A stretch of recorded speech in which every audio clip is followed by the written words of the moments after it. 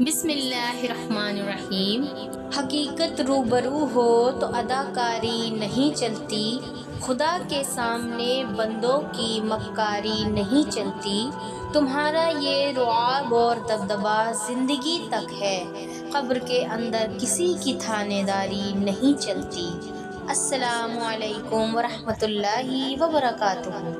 دوستوں، انسان دنیا کے سفر میں بھٹکتا رہتا ہے، لیکن اصل سفر اس وقت شروع ہوتا ہے جب آنکھ ہمیشہ کے لیے بند ہو جاتی ہے، روح بدن سے الگ ہوتی ہے اور ایک ایسی منزل کی طرف چل پڑتی ہے جہاں سے لوٹ کر کوئی کبھی نہیں آتا۔ سوال یہ ہے کہ کیا ہم نے اس سفر کی تیاری کی ہے؟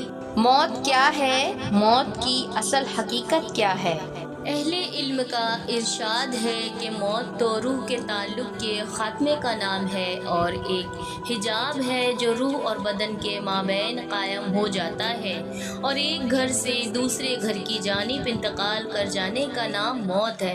شیخ نے اپنی تفسیر میں اور ابو نعیم نے بلال بن سعد سے روایت کیا ہے کہ اے دائمی زندگی کے طالبوں، تم فنا کے لیے تخلیق نہیں کیے گئے، تم ابدی حیات کے لیے تخلیق کیے گئے ہو، ایک گھر سے دوسرے گھر کی طرف انتقال کر جاتے ہو۔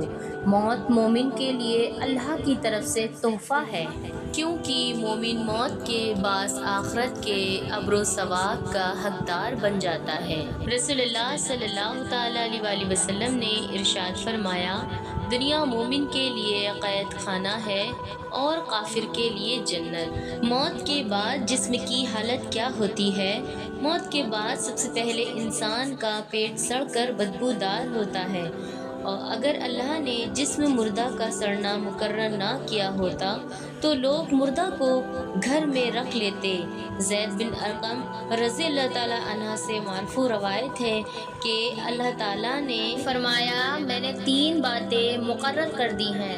میں نے مردے پر کیڑوں کو مقرر کر دیا ہے، اگر یہ بات نہ ہوتی تو لوگ اپنے بادشاہوں کو سونے چاندی کی طرح خزانے میں رکھتے، اور جسم کا بگڑنا اور سڑنا بھی مقرر کر دیا ہے، اگر یہ بات نہ ہوتی تو کوئی عزیز اپنے کسی عزیز کو دفن نہ کرتا، اور میں نے مومن کا غم دور کر دیا ہے، اگر یہ نہ ہوتا کسی کو اپنے عزیز کی موت کے غم سے بھی رہائی نہ ملتی۔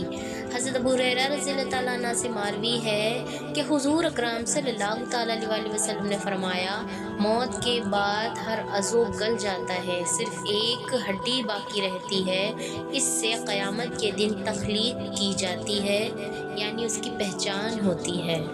حضرت حارث بیان کرتے ہیں کہ میرے والد نے کہا، رسول اللہ صلی اللہ علیہ وسلم نے فرمایا، میں نے ملک الموت کو ایک انصاری کے سرہانے بیٹھا ہوا دیکھا تو کہا کہ اے ملک الموت، میرے صحابی کے ساتھ نرمی کرنا، یہ مومن ہے۔ ملک الموت نے عرض کیا، آپ خوش ہیں؟ اپنی آنکھیں ٹھنڈی رکھیں، کیونکہ میں ہر مومن کے ساتھ نرمی کرتا ہوں۔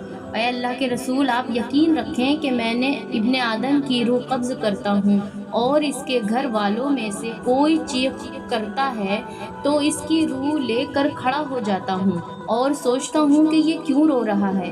اللہ کی قسم، ہم نے اس پر کوئی ظلم نہیں کیا، نہ ہی وقت سے پہلے اس کی روح قبض کی۔ اگر یہ اللہ کی تقدیر پر صبر کرے تو ان کو اجر ملے گا، اور اگر یہ چیخو پکار اور وبیلہ کریں گے تو گنہگار ہوں گے۔ ہمیں تو آپ کی طرف بار بار آنا ہے، سو آپ احتیاط کریں۔ میں دن رات تری اور خشکی پر، میدان اور پہاڑوں پر، ہر گھر پر نظر رکھتا ہوں اور ہر چھوٹے بڑے کو پہچانتا ہوں، اور اسے اللہ کے رسول صلی اللہ علیہ وسلم کی اجازت کے بغیر ایک مچھر کی روح بھی قبض نہیں کرتا۔ تو پیارے اسلامی بہنوں اور بھائیوں، بے شک موت برحق ہے، اور ایک نہ ایک دن ہم سب کو اس کا مزہ چکھنا ہے۔ یہ دنیا فانی ہے اور اس کو چھوڑ کے ہمیں ایک دن جانا ہے۔